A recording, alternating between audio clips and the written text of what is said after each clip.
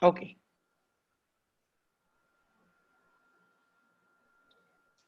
Saludos, buenas noches tengan todos. Bienvenidos a su espacio Hablemos de Mediar. Hoy tenemos un invitado especial, se llama Herbert Silva, quien estará acompañándonos en este programa de nuestra segunda temporada Hablemos de Mediar. Nos acompaña desde nuestra ciudad romántica Ida Nanet Maldonado Rivera y esta servidora Yaderis Palau Mastache, quien también en la actualidad soy camullana. Ida Nanet tiene una oficina de mediación y resolución de conflictos en el pueblo de Camuy, en el edificio Leonardo Avilés, suite número 11, en donde pueden visitarnos de necesitar algún tipo de asesoría en relación a lo que es la mediación.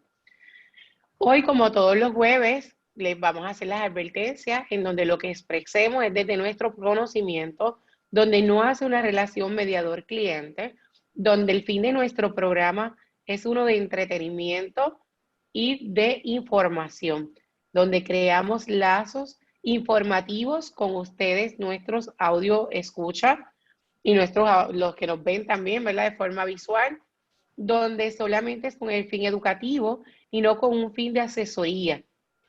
Este programa no crea una relación mediador-cliente y a su vez no hace un aspecto legal en cuanto a orientarles en su caso en particular.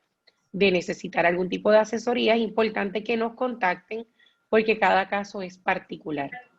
Hoy nuestro invitado, que se llama Herbert Silva Aliagas, es pedagogo, filósofo y psicológico social, instructor de práctica restaurativa del International Institute of Restorative Practice, formado por Kay Pranix como facilitador e instructor de círculos de paz.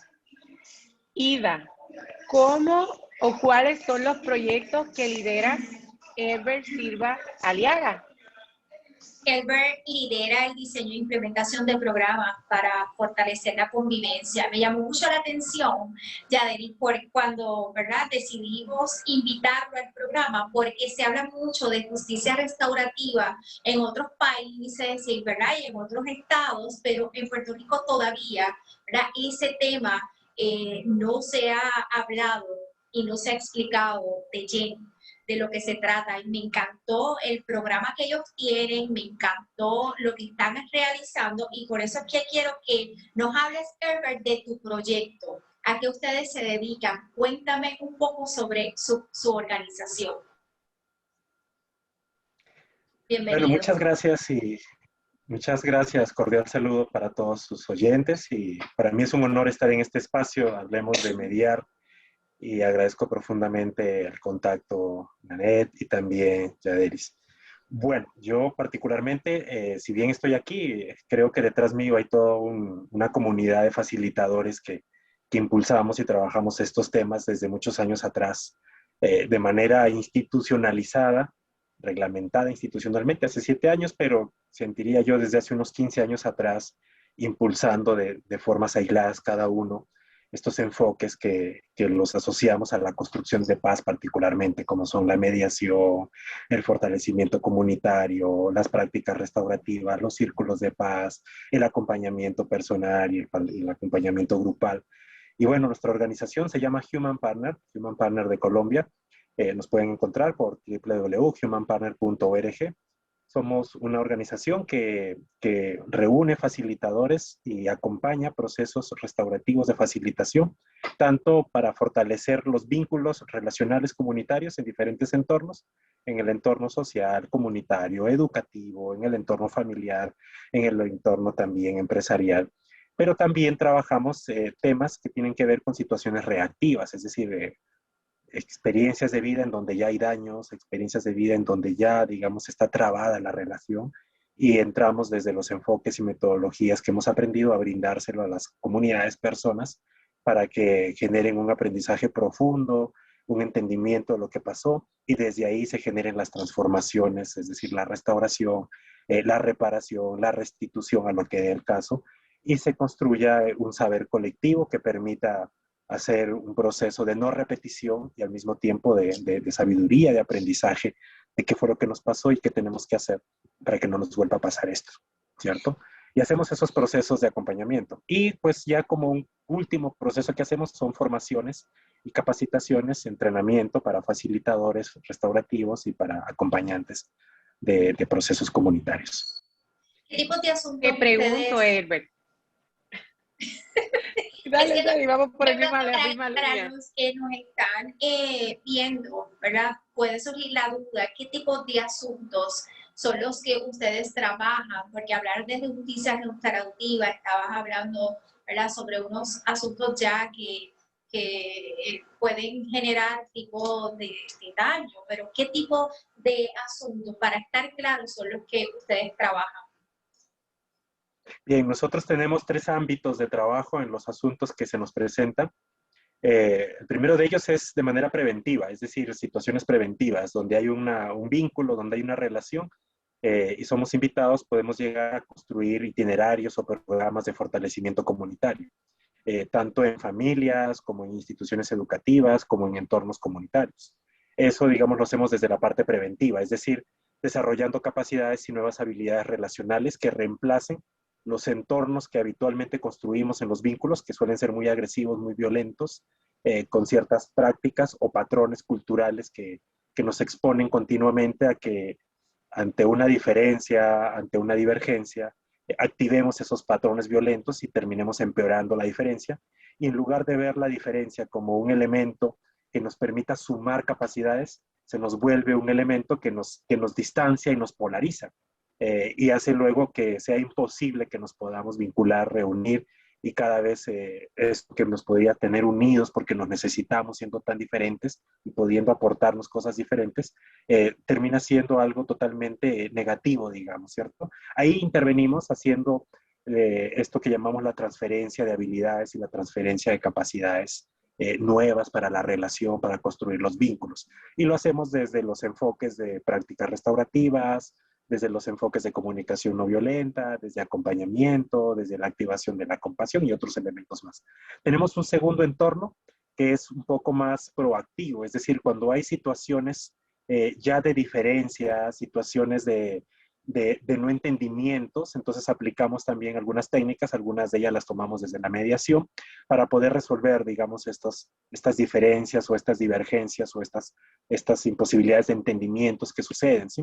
Haciendo un reconocimiento que no siempre tenemos que estar en un entendimiento o no siempre tenemos que estar en una conciliación de ideas, ¿cierto? Podemos seguir siendo diferentes, pero no por eso, digamos, perder el norte de lo que nos tiene y nos debe mantener vinculados, es decir, los valores humanos, el deseo de estar en buena relación a pesar de que somos diferentes.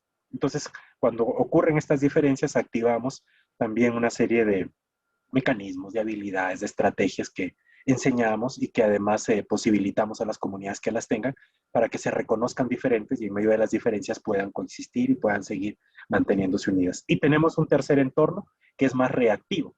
En realidad, desde la práctica restaurativa ha sido el entorno donde más atención se le ha prestado. Inclusive, siento yo, desde los procesos de mediación se le presta más atención. Y es cuando ya hay un conflicto agravado, que inclusive ya está escalado en violencias, ¿cierto? En donde ya hay prácticas en donde nos hemos hecho daños, en donde nos hemos afectado. Y este tipo de situaciones las llamamos más reactivas, pero si nos damos cuenta, eso hace parte de un momento muy pequeño de toda nuestra historia humana. La mayor parte de nuestra vida hacemos grandes esfuerzos por estar en buenas relaciones, pero de vez en cuando eso, digamos, por nuestra vulnerabilidad humana y por nuestras limitaciones humanas, estamos expuestos a que no siempre le estemos atinando a que la relación sea buena. A veces suceden cosas que incluso salen de nuestro control y cometemos errores, generamos daños a otros o no somos tan conscientes de que somos diferentes y aplicamos esas prácticas que les decía tan violentas que tenemos de la manera de resolver esas diferencias o esas discrepancias que tenemos. Entonces, ya nos hacemos daños, ¿cierto? Y cuando hay daños, entonces necesitamos activar una serie de procesos para poder primero restituir, para poder reparar el daño, restituir a la persona que ha sido dañada, pero también restituir al seno de la confianza social a quien ha ejercido el daño, a quien ha ejercido el daño. porque tenemos prácticas violentas también contra estas personas que se equivocan, en donde los excluimos de la sociedad, los marginamos y los condenamos casi a una cadena perpetua de errores y equivocaciones. Es decir, fue una equivocación en su vida, pero los sistemas que tenemos, particularmente los sistemas legales, inclusive, los cuales reproducimos en la cotidianidad, condenan a la persona y lo culpabilizan, entendiendo la culpa como un concepto altamente de origen religioso, que denigra, que no cree en las capacidades humanas de transformar la historia, sino más bien naturaliza el error humano como algo que siempre se va a repetir. Y pues no le damos posibilidad al ser humano de cambiar, no le damos posibilidad al ser humano de demostrar que puede hacer algo diferente, y más cuando entendemos que gran parte de sus decisiones no son necesariamente intencionadas o suficientemente conscientes. Y nos damos cuenta que afectamos a otros, no porque seamos malos, sino porque tenemos unos patrones culturales que activamos y que eso nos comete o nos lleva a cometer errores con los otros, a dañarlos. Entonces, necesitamos aplicar una serie de estrategias que las prácticas restaurativas lo han recogido, lo han sistematizado y lo reúnen y nos lo enseñan para que sea más efectivo la manera de transitar por ese conflicto, la manera de transitar por ese daño, y este no se vuelva un espacio en el que cada vez nos distanciemos más, nos excluyamos, nos marginemos, nos rechacemos, sino más bien de a partir de ahí hagamos algo que es tan valioso en la condición humana y hagamos una transformación de ese error. Y en lugar de que el error nos transforme para mal, nosotros podamos hacer una transformación para el bien. ¿Y qué quiere decir una transformación para el bien? Reparar al que haya que reparar, restituir al que haya que restituir al seno de la confianza social, al seno de la vida comunitaria. Y por último, generar una memoria que primero nos permita dar una garantía de que eso que hemos entendido que nos pasó no nos tiene por qué volver a pasar.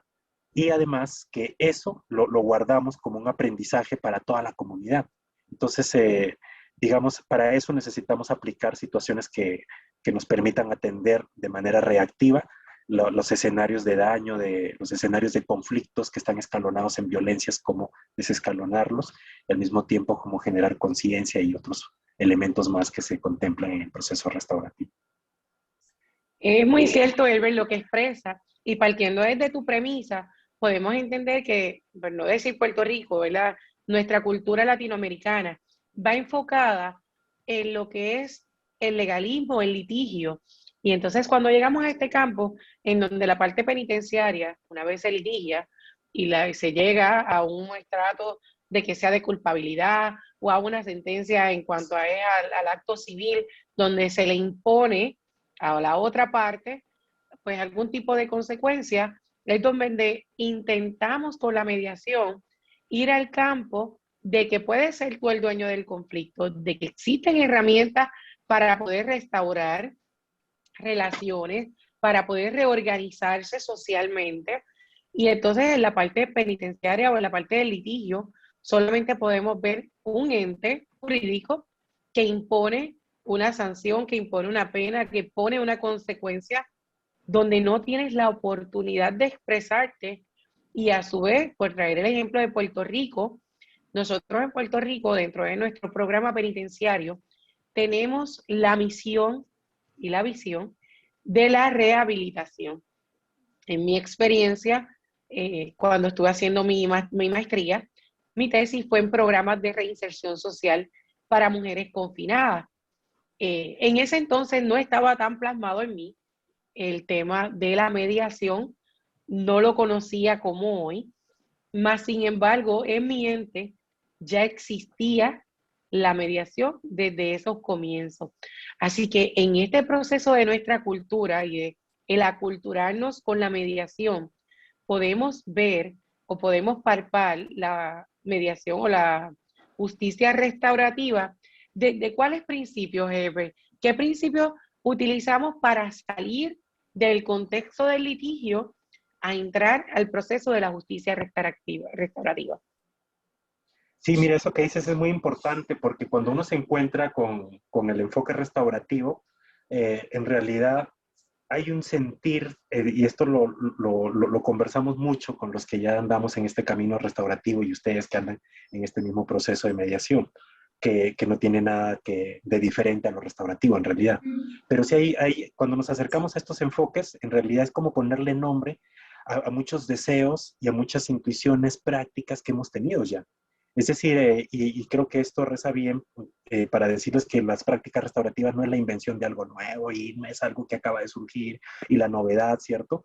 En realidad hemos sido restaurativos toda nuestra historia humana. De hecho, por eso es que estamos aquí, porque hemos sido restaurativos en medio de nuestras limitaciones y vulnerabilidades históricas como seres humanos, como especies, si queremos decirlo así, pues hemos cometido infinitud de errores, ¿cierto? Y si eso fuera así, pues humano que comete un error, humano que debe desaparecer, ¿cierto?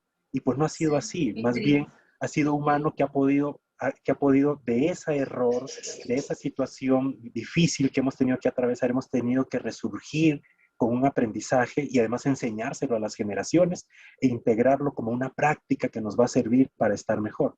Entonces, yo creo que estos principios que tú llamas de las prácticas restaurativas son principios que no solo le corresponden a las prácticas restaurativas, son principios de la condición humana que ahora en esta etapa de nuestra historia en que estamos tan convulsionados y que en realidad creo que más que convulsionados nos hemos dado cuenta que hemos sido convulsionados en los últimos siglos de nuestra vida y que nuestros paradigmas relacionales han sido muy violentos. Hoy escuchaba en la mañana una entrevista a alguien que decía, ¿cómo así que se le prohíbe ahora a uno pegarle al hijo? Pues claro, es que veníamos de un patrón violento en donde eso era normalizado pegarle a alguien, ¿cierto? Pero sin embargo, ¿cuánta violencia hay ahí? ¿Cuánto daño, cierto, causa? Yo recuerdo una escena que en este caminar restaurativo lo fui reviviendo. Y yo recuerdo una vez que de las poquísimas veces que mi mamá me dio un golpe, fue una cachetada cuando tendría 15, 16 años. ¿Ustedes creen que yo sé por qué? No tengo ni idea por qué me dio la cachetada, pero sí guardé el dolor mucho tiempo, ¿no? De lo que me representó una cachetada de mi mamá. Alguna vez le pregunté hace poco tiempo a mi mamá de esa cachetada, con lágrimas en el ojo, me decía, yo no te pegué, hijo. Sí, y fíjense cómo muchos de nuestros daños los cometemos sin conciencia, ¿sí? Sin ningún tipo de ejercicio consciente por, por hacerle el bien al otro, ¿cierto? Más bien creemos que eso le va a hacer un bien al otro y que mi mamá me produjo fue un daño porque nunca entendí por qué me pegó. Sí, a lo mejor en el momento sí había razón o no, pues no quiero decir razón, sí había un marco de entendimiento por qué mi mamá estaba tan molesta. Pero sin embargo, eso que pudo haber sido un aprendizaje para mí, no se me volvió un aprendizaje, se me volvió una herida que cargué por mucho tiempo, a pesar que amo profundamente a mi mamá, pero siempre era como el rencor, ¿no? Me pegaste una vez, ¿cierto? Me diste un golpe.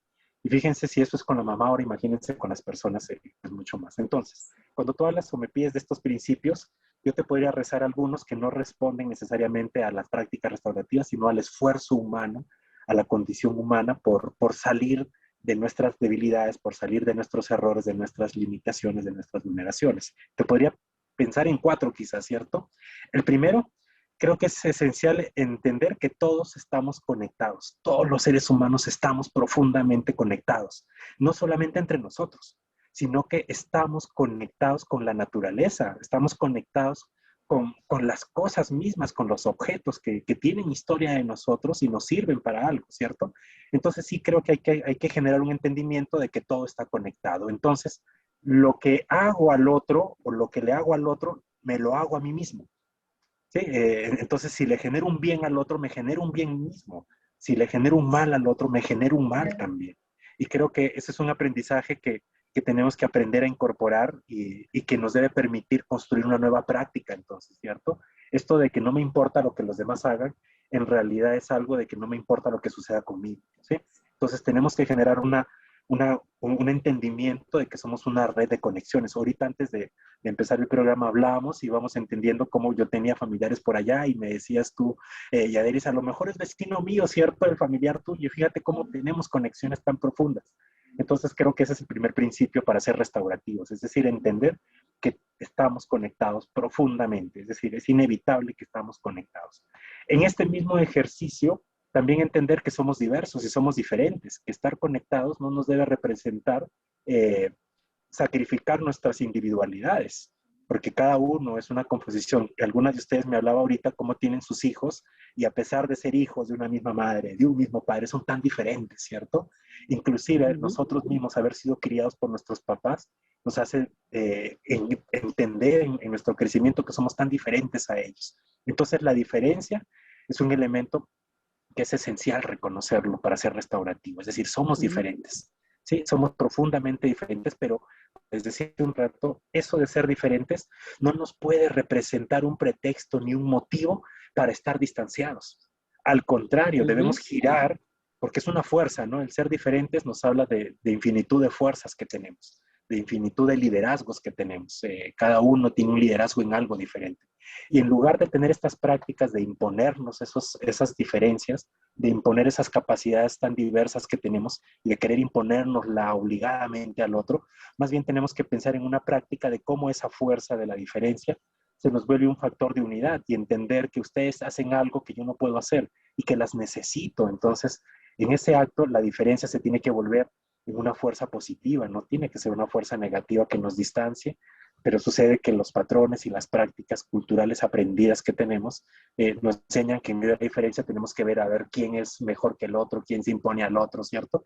Y son patrones tan instalados en nuestra cultura que nos va a costar mucho cambiarlos, muchísimo. La escuela tiene patrones de diferenciaciones altamente, a pesar que la misma escuela haga ejercicios ahora por hacernos ver la diferencia, pues todavía tiene el sistema de evaluación, ¿cierto? Que pone al estudiante quién es mejor que el otro. Entonces ya ahí nos marca de diferencias y quién es el mejor en qué habilidad. Pues en las habilidades cognitivas, pero ¿y las otras? Entonces ahí empezamos a competir. Entonces, ¿cómo hacemos que esas fuerzas, en lugar de separarnos, nos mantengan unidos? Creo que es un segundo elemento muy restaurativo. Un tercer elemento profundamente restaurativo es entender, y esto cuesta mucho, pero y además parece hasta hippie, ¿no? Llegar a este entendimiento. Entender que todos los seres humanos somos profundamente buenos y que además somos profundamente sabios. Me gusta ese principio, me gusta. Esto es un principio innegociable, digamos. Me gusta. Ver al otro ser humano como un sujeto bueno, ver al otro ser humano como un sujeto profundamente sabio, que necesita activarse. Esas capacidades profundas que tenemos son bondadosas, son buenas. Y creo que hay que hacer un giro grandísimo, mental, cultural, para entender esto, que todos los seres humanos somos profundamente buenos y sabios, porque ya nos ponen otra lógica, ¿cierto? No en la lógica de crear redes, de cuidarme del otro, sino más bien de cuidarnos. Porque entonces si el otro es sabio para cuidarme, me puede cuidar, ¿cierto? En lugar de crear tantas redes de vigilancia sobre el otro, a ver qué está haciendo el otro. Para la defensiva, eso no es saludable, no es saludable. Exacto, para nada. Nos mantiene enfermos totalmente, como seres humanos, creando cada vez redes, creando sistemas de vigilancias, barreras, creando dispositivos de control para el otro, dispositivos para que no me controlen. Y esa lógica que es tan perversa, cada vez nos separa más y además nos hace dañar al otro, ¿cierto? Cuando, inclusive en entornos tan íntimos, ¿no? Cuando siento que mi pareja, que el día de hoy amaneció con una preocupación y le digo, buenos días, mi amor, y se pasa de largo, empiezo a decir, ¿y este qué se cree? ¿Sí? ¿Por qué no me saluda? Ya dejó de hablar. ¿Qué tiene de bueno? Y comienzo a elucubrar una cantidad de hipótesis, ¿no? Como, claro, es que a él yo ya no le gusto, ya no sé qué, ya no sé cuánto, y entonces, cuando menos me doy cuenta, ya es mi enemigo. Eso se da mucho en los conflictos vecinales, que hay a veces que por un saludo no contestado porque el otro estaba en su mundo, empiezan a generar, como bien dicen, hipótesis y de pronto tienen un conflicto vecinal que no se sabe cómo comenzó, un malentendido. Y termina escalando en prácticas de violencias altísimas, terminamos dañándonos y afectándonos profundamente y cuando nos damos cuenta, y ahí es cuando el proceso restaurativo llega y nos hace generar esa sabiduría profunda de qué pasó, y descubrimos que pues, fue algo que lo podíamos haber evitado y que nos llevó a prácticas de violencias que ahora hacen más difícil tener que resolverlas, digamos, ¿sí? o tener que transitar. Entonces, entender que todos los seres humanos somos profundamente buenos y sabios es el tercer elemento que te diría de esas bases de una práctica restaurativa.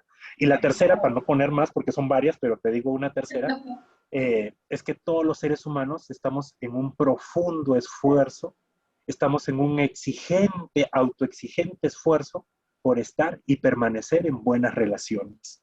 Siempre, es decir, pareciera que es natural. Nuestra misma biología está construida para estar en buenas relaciones. Lo que hemos hecho con nuestro cuerpo ha sido un esfuerzo grande por estar en buenas relaciones. Comprar un vestido bonito, ¿sí? Es para estar en buenas relaciones con el otro, verme bien al otro, ¿cierto? Que el otro me pueda acoger. Aprender un lenguaje, es poder comunicarme con el otro para estar en buena relación. Y cuando lo miramos, todos los esfuerzos humanos es una gran energía que invertimos para estar en buenas relaciones. Entonces, ¿por qué sucede que a veces no? O sea, ¿por qué nos pasa que a veces no? Entonces, no tanto quedarnos con la pregunta de por qué nos equivocamos, sino más bien con la pregunta, ¿qué tenemos de más, que es infinitamente grande lo que tenemos para estar en buenas relaciones? Y Eso aprender a activar, perdona que eso termino con esto, aprender a activar estos elementos es hacer un proceso restaurativo, y para eso, por fortuna, existen sabidurías ni siquiera inventadas ahora, sino sabidurías muy ancestrales de nuestros abuelos, bisabuelos, de las comunidades ancestrales que entendieron cómo podemos permanecer en buenas relaciones con este enfoque, ¿cierto? Y lo que hace el enfoque restaurativo, las prácticas restaurativas, es recuperarlas y ponerlas en ejercicio, en práctica, ponerlas en práctica para que estemos en mejores relaciones, y cuando sucedan las diferencias, las divergencias que son inevitables, que van a ocurrir, tengamos buenas habilidades, buenas estrategias, buenas formas de transitar por ellas. Ya hablé mucho, perdónenme. Por eso vamos en esa línea, yendo por esa línea, me gustaría que compartieras con nosotros cómo podemos fomentar esa justicia restaurativa, porque hablamos, ¿verdad? Y me encantó esos ejemplos que diste cuando nosotros ponemos barreras, cuando nos predisponemos, que es una frase, una palabra que yo utilizo mucho, de que estamos siempre adelantándonos a situaciones, generando hipótesis, en base, de verdad, a comportamientos que también nosotros realizamos, y entonces estamos esperando esa misma reacción del otro, y entonces comenzamos a generar todas estas hipótesis que culminan en un conflicto más bien interno, porque a veces hasta la otra persona ni se dio cuenta que tú estabas en un conflicto con esa otra persona. ¿Qué consejos nos puedes dar, o qué nosotros podemos realizar para fomentar esa justicia restaurativa?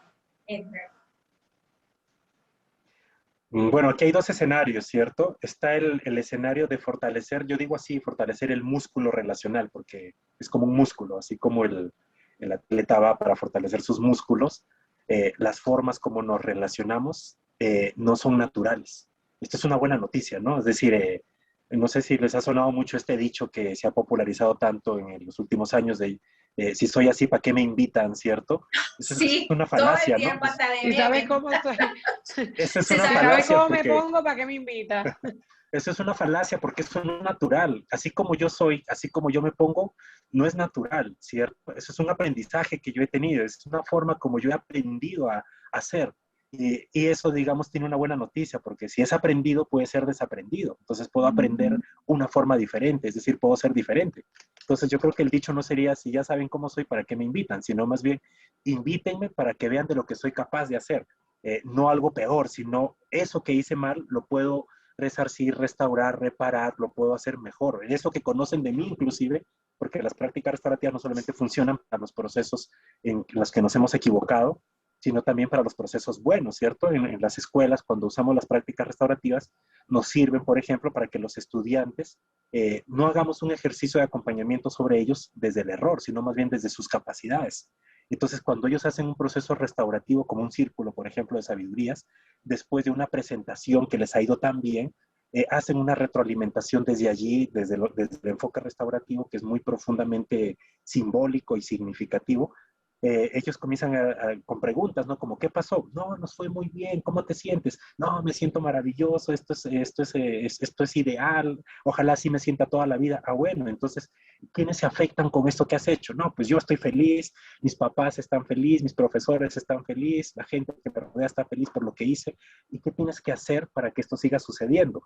Ah, caray, tengo que seguir haciendo esto que hice, es decir, tengo que seguir haciendo las cosas bien. Miren cómo genera una sabiduría tan profunda para que nos diga qué es lo que deberemos repetir, ¿cierto? ¿Qué es lo que sí tenemos que estar haciendo? Entonces, allí, digamos, hay que fortalecer el músculo relacional a partir de prácticas que nos ayuden a conocernos, a reconocernos, a entendernos cómo somos, a decirnos cómo queremos ser tratados, cómo queremos ser cuidados, que son conversaciones vanas. En estos días estamos haciendo un trabajo con una organización y nos decía una de las personas de la organización, es que al principio eso que proponían ustedes de estas prácticas eran muy extrañas, como, ¿y estos qué traen, no? ¿Por qué vienen aquí primero a que quién eres, qué estás sintiendo, cómo quieres ser tratado, cómo quieres ser cuidado en este espacio? Pues eso, como tú dices, Nanet, lo intuimos, ¿no? Pero nunca le preguntamos al otro, ¿cómo quieres ser tratado? ¿Cómo quieres que te cuide? Lo intuimos, ¿no? Es que a él le gusta esto. Fíjense que en una práctica que tuvimos hace ya bastantes años, de las primeras quizá, un grupo de estudiantes en esta pregunta de qué te gusta, que es una pregunta tan obvia, pero sin embargo tan poco presente en las relaciones. ¿Qué te gusta? Una estudiante le decía a los compañeros, ¿qué color te gusta? Era la pregunta. Y ella decía, a mí me gusta el color rosado y los colores pasteles. Todos levantaron la cabeza para mirarla con extrañeza. Y uno de ellos le dice, pero si tú te vistes de negro todo el tiempo, yo creí que te gustaba el negro. Sí, hasta te teníamos apodos, te decíamos Darwin, una cantidad de cosas más sobre el color negro. Y tú acabas de expresarnos que te gusta haber sabido eso para haberte cuidado mejor. Sí, pero sin embargo no nos preguntamos eso. Entonces, eso es la primera parte que yo llamo fortalecer las relaciones, fortalecer los vínculos, adquirir habilidades prácticas, estrategias, maneras, patrones para cuidarnos. Y el segundo tiene que ver con los procesos reactivos, cuando hay daños. Es decir, a veces me hacen mucho la pregunta en qué se diferencia la mediación de las prácticas restaurativas. La mediación sucede cuando hay proporción de poderes, es decir, cuando las personas todavía están en una instancia en donde todavía hay equidad, digamos, de poderes, ¿cierto? El proceso restaurativo se activa cuando hay desbalance de poderes, es decir, cuando una persona está siendo afectada por la relación.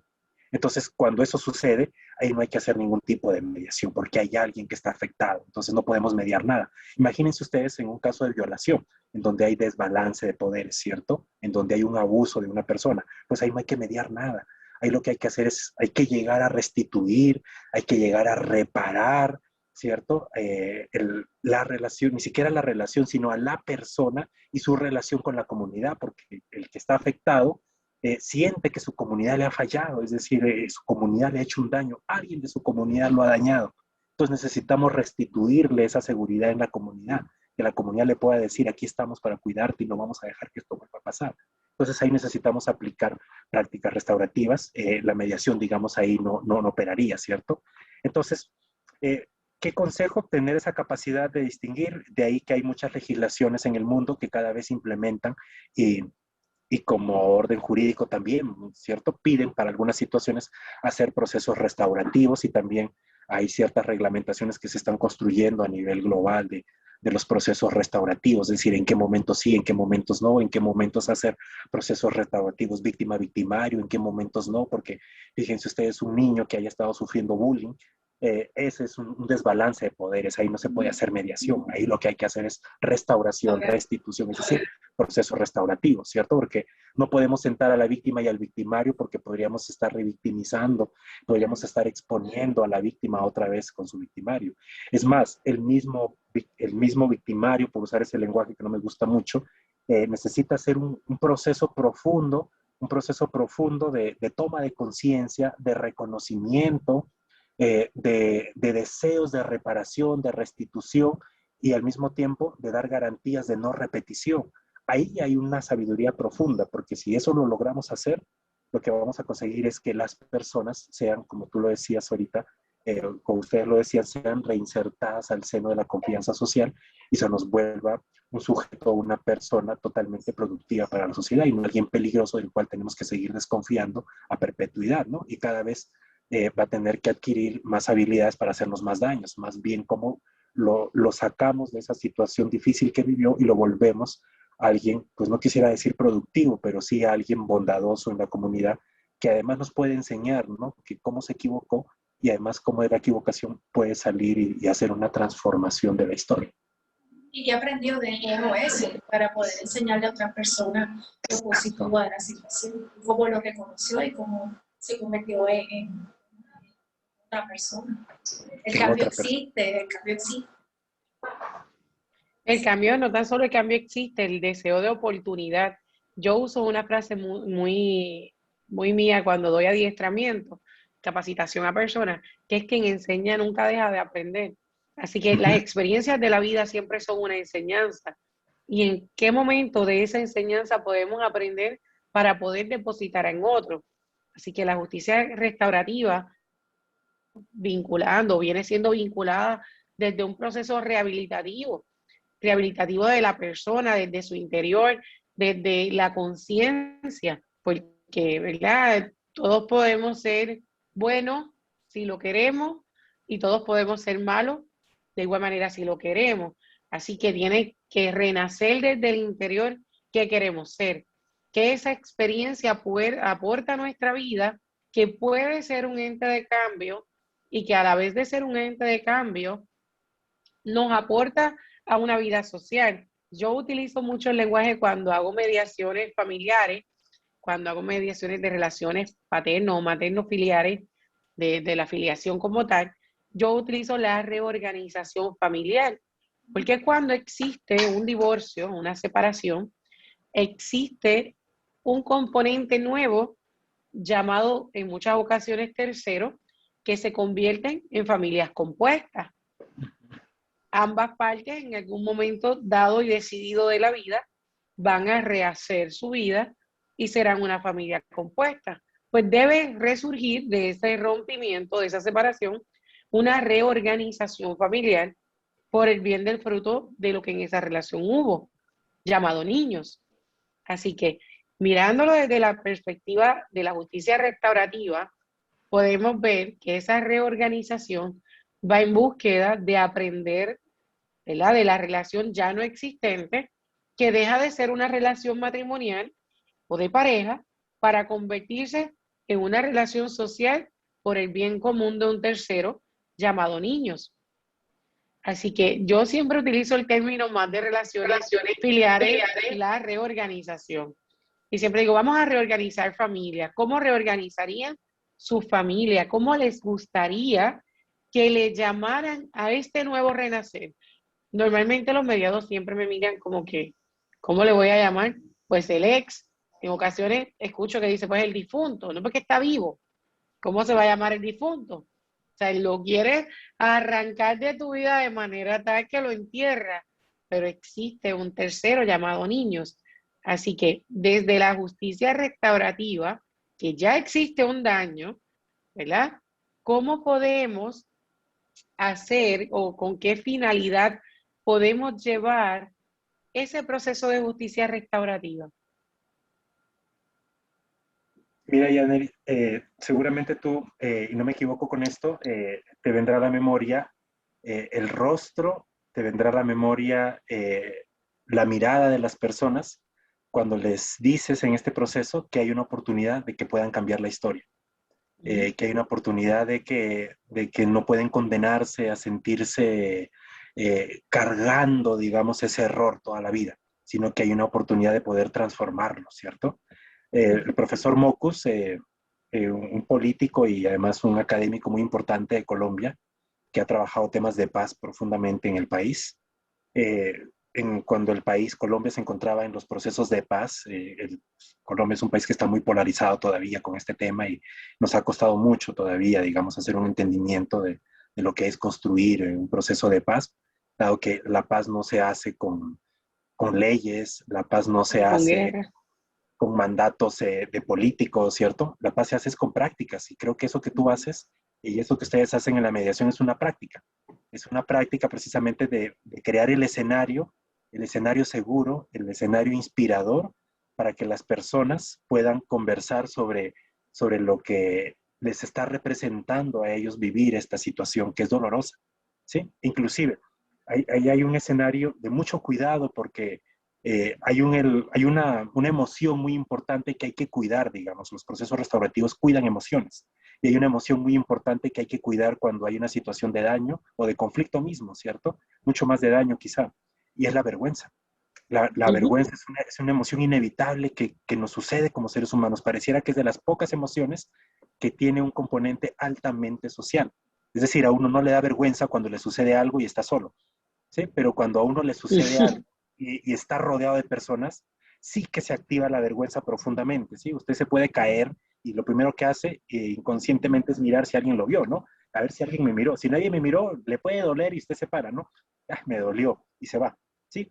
Pero si alguien lo vio, usted lo hizo en una vía pública y se cayó, no solamente es el golpe físico, Es la sino también vergüenza. es la vergüenza emocional, ¿no? Como, uy, qué pena, qué vergüenza que me acaban de ver caerme, ¿no? Me Porque dice me mi están niña, viendo, trágame tierra, oh Dios, trágame no tierra. puedo. ¿Por qué? Porque me están viendo vulnerable, ¿cierto? Me están viendo que esa idea tan falsa que nos han hecho creer en nuestra cultura de que no podemos equivocarnos, de que no puede haber error de nosotros, de que tenemos que estar bien plantaditos, bien puestecitos. Perfección, la perfección. La perfección, ¿cierto? Que nadie nos puede hacer nada, ni nadie nos debe afectar, pues en realidad es muy irreal. Lo más real es que sí somos vulnerables y lo más real es que nos pueden afectar y podemos afectar a otros. Entonces, cuando tú te conectas o cuando tú estás atravesando una situación de daño, una situación de violencia que han ejercido contigo o tú has ejercido con otros, estés en el rol de víctima o de victimario, para usar esta palabra otra vez, a ti te da vergüenza en cualquiera de los dos lados.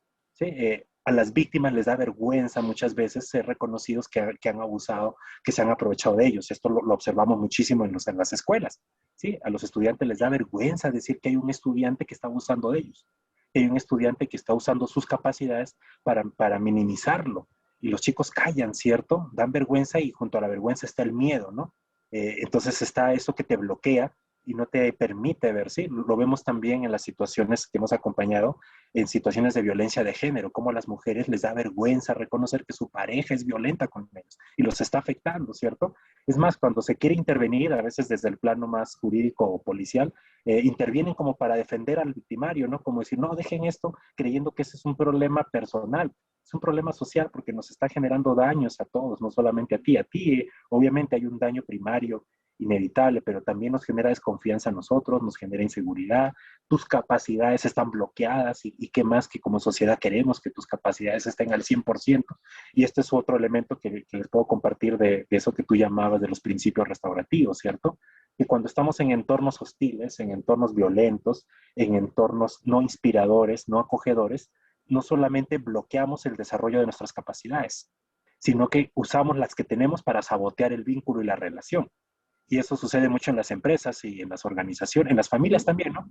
Como cuando no les creamos un entorno seguro a los hijos, un entorno de confianza, de inspiración, de cuidado profundo, los hijos no solamente no se comprometen con las causas de la familia o no se comprometen con las causas de las empresas, los trabajadores, sino que usan lo que tienen, usan sus capacidades para sabotear el vínculo, ¿no? Entonces los hijos aprenden habilidades argumentativas en la escuela y como los papás no somos suficientemente profundos en crear un entorno pacífico con ellos, pues usan sus capacidades en contra nuestra, ¿no? Empiezan a argumentarnos una cantidad de ideas que se sostienen en sí mismas, además, ¿no? Y uno termina diciendo, sí, tienes toda la razón, y se salen con la suya y sabotean el vínculo, ¿no? Para poder conseguir lo que quieren. Entonces, fíjate cómo un entorno que es agresivo, que es violento, que no es pacífico, que no es inspirador, sino es todo lo opuesto, no solamente paraliza las capacidades, sino que las sabotea. Entonces, sí necesitamos que las personas tengan un entorno seguro para que puedan saber cómo llegar a conversar de estos temas, ser conscientes de ellos y en la forma reactiva, frente a la pregunta que me hacías, hacer que las personas transiten primero por el reconocimiento de que algo pasó. ¿Sí? Algo pasó en mí, algo me hicieron, algo hice. El segundo, que se responsabilicen. No se sientan culpables, sino hay una diferencia entre culpar y responsabilizar. ¿Sí? La culpa es denigrar de las capacidades humanas. La responsabilidad es asumir algo que hice para poder cambiarlo, transformarlo. Jean-Paul Ledrach, uno de los practicantes y teóricos más importantes de temas de paz, que ha trabajado en conflictos altamente violentos, él nos dice que tenemos que ser capaces de hacer una lectura del conflicto, una lectura del daño, para que podamos hacer una transformación profunda. Y esa transformación profunda solamente sucede cuando reconocemos y nos responsabilizamos de lo que hemos hecho, de lo que hemos vivido, cuando reconocemos y nos responsabilizamos de los entornos que tenemos y hemos creado, y cuando vamos más al fondo, cuando reconocemos y nos responsabilizamos de los patrones que tenemos y han sido instalados en nosotros, esos patrones culturales patriarcales, violentos, y cuando los reconocemos, ahí tenemos una gran oportunidad de transformarlos. Y entonces pasamos al tercer momento, que hay que procurar en este cuidado que tú dices de cómo vivir lo restaurativo, en este caso en lo reactivo, cuando ya hay un daño, hay que hacer un tránsito a eso que les decía, como vayan al momento de ver los ojos, de ver la sonrisa de las personas cuando se dan cuenta que eso que han vivido, que eso que ahora están responsabilizándose que ha sucedido en ellos, que les han hecho o que ellos han hecho con otros, les hacemos la pregunta de ¿qué puedes hacer para transformar esto? ¿Cierto? Como tú decías con la pregunta de ¿y qué nombre le vas a poner a esto? Entonces no solo qué nombre, sino qué puedes hacer para que esto no se repita, ¿Qué vas a hacer para que esto no vuelva a suceder? Y podrá que esta relación ya no podrá volver a estar en la intimidad de la relación de pareja, pero la próxima que construyas ya no va a suceder lo mismo. Sí, le vas a dar una oportunidad diferente a la otra pareja y vas a tener un vínculo relacional más estable, más sólido, más firme, porque has adquirido una sabiduría de esta anterior. Y además, no solamente eso, sino que ganas a una persona que fue tu pareja para que sea mucho más compasiva, porque al fin y al cabo, como tú dices, la relación es inevitable. Van a estar relacionados Todo el inevitablemente, ¿sí? tiempo. Por la historia, porque hay hijos, así no haya hijos, van a estar relacionados. Es decir, vamos a estar trayendo esa relación constantemente a nuestro recuerdo. Y qué mejor si esta llega a nosotros desde un aprendizaje y una transformación y no desde un dolor y una ira que luego me mantenga dañando y afectando a otros. Así mismo es porque nosotros tenemos que siempre fomentar también esos buenos recuerdos, porque dentro de esas historias y esas relaciones siempre hay cosas buenas que uno puede señalar y mantenerse con ese pensamiento, porque si bien dijo alguien, Lucy, creo ¿verdad? Que no me equivoco si digo bien el nombre, que decía que nosotros siempre vamos a recordar como alguien nos hizo sentir. Así que siempre nosotros vamos a recordar esa emoción. Así que siempre fomento mucho el de recordar los momentos positivos, ¿verdad? Para no seguir trayendo esos pensamientos o esas situaciones que lo que hacen es que te cargan, te drenan, te quitan hasta de las energías. Así que nosotros tenemos que seguir fomentando ese tipo de comportamientos. Pensar solamente en lo positivo y tratar, como bien dice, restaurar, tratar de convertir ¿verdad? Esa relación, transformarla en otra totalmente diferente, con muchos aprendizajes que maduren. ¿Puedes compartir con nosotros cuáles son esos pilares de la justicia restaurativa? Cuando hablamos de la justicia restaurativa, ¿cuáles serían esos pilares? Bueno, los pilares, Howard Zen, un teórico muy importante y además un practicante restaurativo, eh, nos insiste en tres pilares, ¿cierto? El primero de ellos, el reconocimiento. Eso es muy esencial, generar prácticas de reconocimiento. Es decir, de reconocer que estamos juntos, de reconocernos cómo somos, cómo estamos, de reconocer qué nos hacemos, de reconocer eso tan bonito que tú acabas de decir, Nanette, reconocer que si bien nos equivocamos, esa equivocación es muy pequeña con respecto a todas las cosas Todo lo buenas que se ha vivido. que tenemos, ¿cierto? Eh, Creo que eso es importantísimo, entonces, el reconocimiento como uno de los pilares de una práctica restaurativa. El segundo, como les decía hace un rato, la responsabilización, responsabilizarnos. Es decir, ¿quién es responsable de estos procesos? Y aquí en este acto de reconocer y responsabilizarnos, no se trata solamente de la persona afectada y la persona que ha afectado, ¿sí? Las prácticas restaurativas ha sabido incorporar un tercer actor, digamos, en este proceso y es la comunidad. Porque resulta que la persona que afectó al otro es una persona que surge de una comunidad. Entonces la comunidad tiene algo de responsabilidad, ¿sí? Se los pongo quizá en un mejor ejemplo en la escuela, que es un entorno donde trabajamos mucho. Un estudiante que se encuentra en 10º grado de escolaridad, en su 10º año, le hace un daño a un compañero, ¿cierto? No sé, le está haciendo bullying, se está burlando de él y es una burla sistémica que ya lleva bastante tiempo, ¿cierto? Lo tiene afectado al chico. No es que la escuela llegue a decir como, este chico es malo, ¿cierto? Este chico ha hecho un error, ¿cómo lo sancionamos? O cómo, y si es una escuela mucho más sabia o más bondadosa, ¿cómo hacemos para que este chico se corrija, ¿cierto? Podría ser la pregunta. Pero yo siento que la pregunta no solamente es cómo el chico, porque no es solo responsabilidad de él, porque el chico es responsabilidad de la comunidad educativa. Está 10 años en la comunidad y cómo un chico de nuestra comunidad educativa llega al 10º año a hacer eso. ¿Por qué?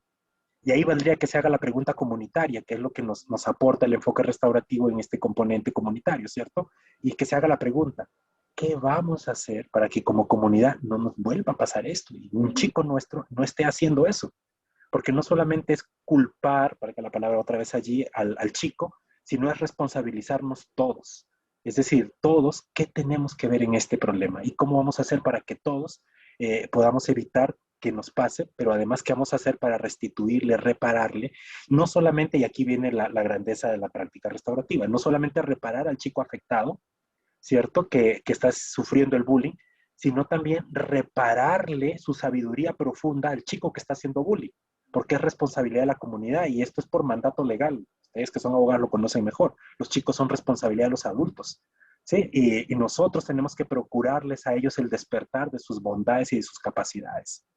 Si ellos están haciendo cosas indebidas, se debe porque nosotros se lo estamos permitiendo. Nosotros como adultos les estamos creando un entorno que les está exponiendo a que suceda esto. Entonces ellos no tienen, y nadie en el mundo tiene por qué llegar a una comunidad que lo exponga a uno a ser perverso, a ser malo, ¿cierto? Al contrario, uno tiene el derecho de estar en una comunidad que lo cuide a uno y le dé lo mejor de sus capacidades y no lo peor de sus capacidades. Entonces, hay una responsabilidad altamente comunitaria. Entonces, uno de los pilares del enfoque restaurativo, además del reconocimiento, además de la responsabilización, es el quiénes. Es decir, quiénes tienen que hacer esto. ¿Sí? Es decir, no es el chico el que tiene que cambiar y dejar de molestar a su compañero. No es el chico el que se tiene que reponer de la situación de daño, porque sucede que cuando hay un daño en la comunidad, no solamente somos responsables de ese daño, porque alguien de nuestra comunidad está haciendo algo, si somos comunidad, si somos sociedad, si tenemos principios, si pagamos impuestos y tantas cosas para que esto no suceda, porque está sucediendo, ¿cierto? Sino también que se haga una exploración profunda y esto cómo está afectando a la comunidad, cómo nos afecta como comunidad. No solamente cómo somos responsables de que haya sucedido, sino también cómo nos afecta a nosotros. Porque un chico que en la comunidad o una persona que en la comunidad cometa un error, pues nos genera inseguridad a todos. ¿Sí? Y todos estamos inseguros porque eso que le pasó a él me puede pasar a mí, entonces me siento afectado. Entonces tengo que generar una sabiduría profunda de cómo me está afectando esto como comunidad. Y eso que es una energía negativa, ¿cierto? De cómo me afecta, de qué es lo diferente, qué es lo opuesto, qué es lo que está sucediendo que no quisiera que sucede, pero está pasando. Eso en lugar de que sea una energía negativa, hay que volverlo una energía positiva. Entonces, una sabiduría, ¿cierto? ¿Y qué vamos a hacer para que esto no nos pase?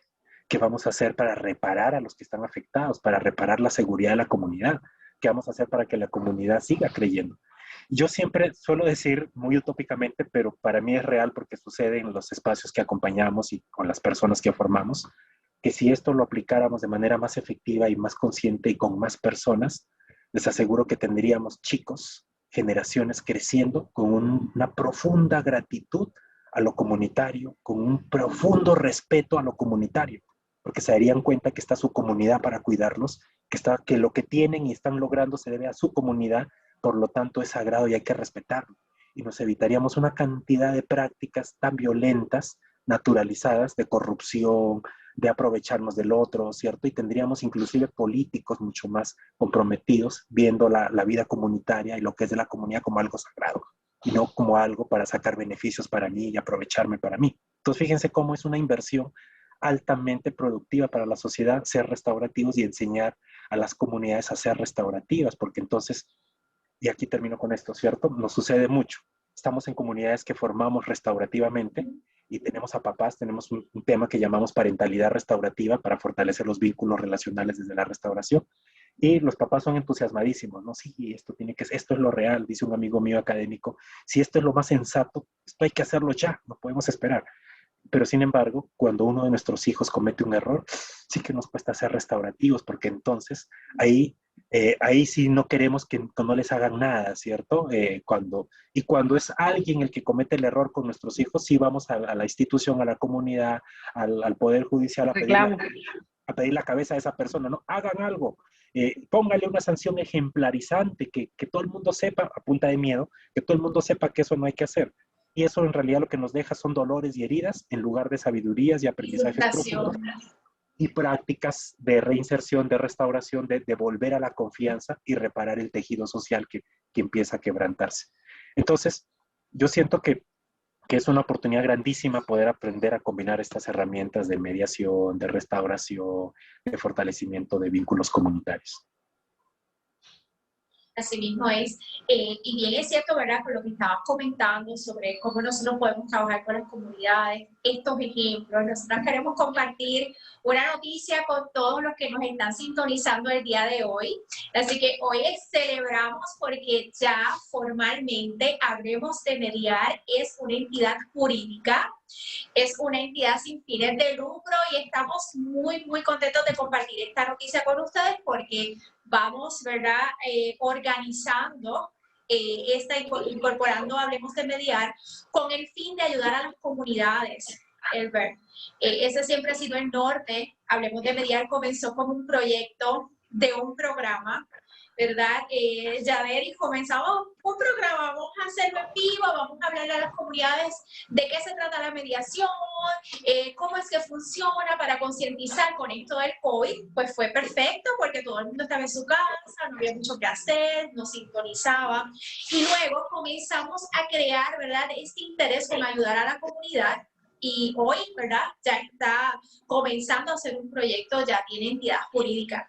Así que estamos muy, muy contentas de compartir con ustedes este proyecto, y qué mejor con este tema de la justicia restaurativa, que es muy importante, porque nosotros no nos vamos a quedar ahí, nosotros nos queremos seguir moviendo a las comunidades y enseñar a las comunidades los beneficios de estos métodos alternativos, para poder, ¿verdad?, ayudarlos, así concientizarlos en fomentar la paz, utilizar la mediación, ¿verdad?, trabajar con las comunidades en este sentido. Así que queremos compartirles, Yaderis, sobre nuestro proyecto, y queremos dar la noticia. Hablemos de Mediar para tener una segunda temporada, así que Yaderis les va pronto a comentar sobre, bueno, una tercera, estamos en la segunda temporada, una tercera temporada. Yaderis. Sí, Hablemos de Mediar es un programa que nació en el fin de llegar a las comunidades de manera educativa. Luego, en nuestra segunda temporada, vino en el enfoque, o en la transición hacia la segunda temporada, en el enfoque de poder ir al campo internacional. Y hacemos hoy el cierre de esta segunda temporada. Qué mejor con nuestro invitado Herbert, quien originalmente, ¿verdad?, es de Perú, y en su vida profesional y en su carrera profesional ha hecho una transición de vida a Colombia, y de ahí fomenta, ¿verdad?, lo que es esa justicia restaurativa, y en búsqueda con su fundación de poder llegar a las diversas sociedades de manera consciente, de poder reconocer que el problema y que los conflictos y que las circunstancias de la vida pueden tener una transformación desde la introspección, desde adentro, desde cómo como seres humanos podemos cambiar, como seres humanos cómo podemos aportar a otros, y como sociedad cómo podemos ser un ente de ejemplo, no tan solo para quienes nos rodean, sino para el mundo.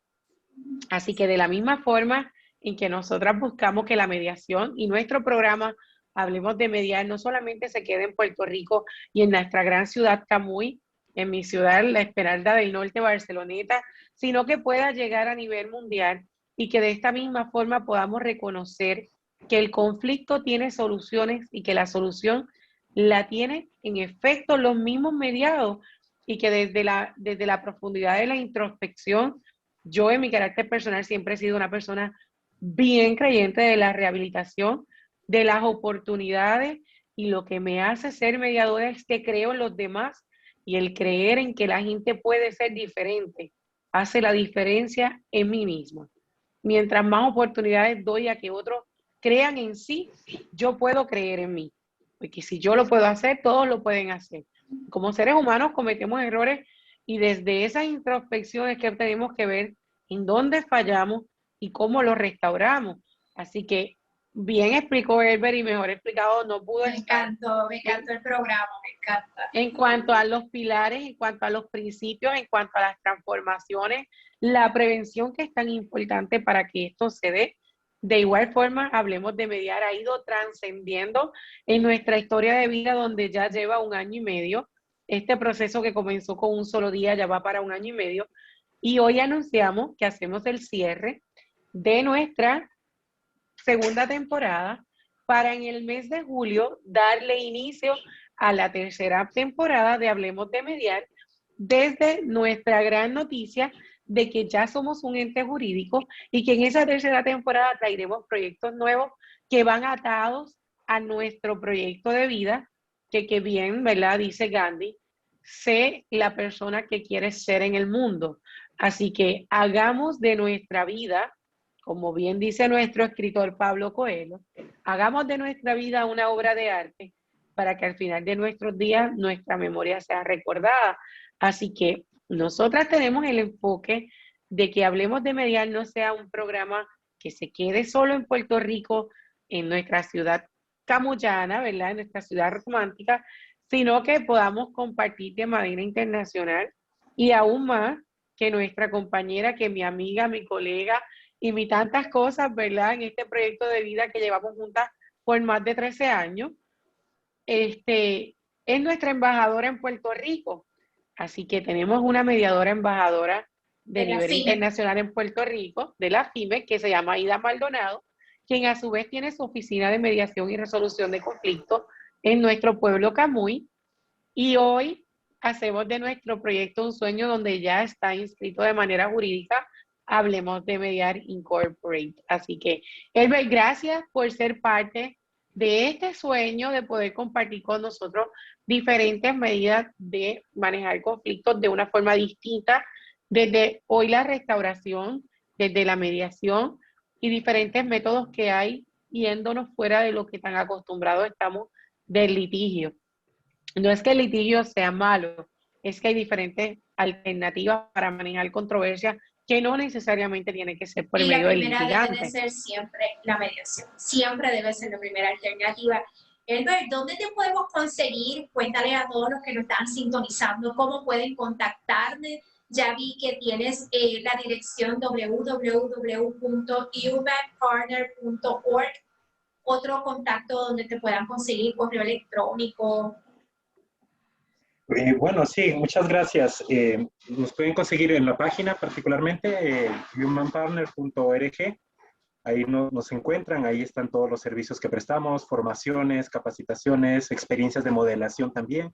Hacemos círculos virtuales para Latinoamérica, donde nos llega gente de muchos lados para hablar de temas diversos, de la vida y también modelar, digamos, el uso de los círculos. Hay unos temas también de género, ¿cierto? Donde hay círculos de mujeres, círculos de hombres también, desde el enfoque restaurativo y la construcción de paz. Y pronto, en el mes de agosto, les decía, si me permiten, iniciamos una formación junto a Crecer con Justicia, el Instituto Internacional Crecer con Justicia, y los instructores del Instituto Internacional de Prácticas Restaurativas Latinoamérica. Empezamos una formación para los que quieran ser facilitadores de prácticas restaurativas. Empieza en agosto, ahí en la página de Human Partner nos pueden encontrar, y también ustedes si nos pueden ayudar difundiendo esto. Vamos a estar compartiendo la promoción en nuestras redes sociales, bien importante. Este programa se va a estar transmitiendo por YouTube, el YouTube de la página de Ida Nanet y el YouTube de la página de Yaderis Palau Mastache. Así que es bien importante, próximamente van a ver nuestros contactos para que nos puedan contactar, los números telefónicos y nuestras redes sociales. Gracias, Herbert, fue un placer haber tenido la oportunidad de conocerte. Gracias por compartir este momento. Así que esperamos que nos vuelvas a visitar pronto en tu programa Hablemos de Mediar en la tercera temporada. Así que esperemos, ¿verdad?, sincronizar agendas para que puedas acompañarnos en nuestra tercera temporada. Gracias por compartir con nosotros. Excelente exposición. A ustedes, muchas gracias, ¿sí? Y toda nuestra energía a ese proyecto que da un paso más. Acá en Puerto Rico ya sabes que tienes compañera, está en tu casa también, así que aquí siempre a tus órdenes. Gracias por todo. Igualmente aquí en Colombia, muchas gracias. Gracias, Yaderi. Un abrazo y que estés bien. Bye bye, Ida. Gracias.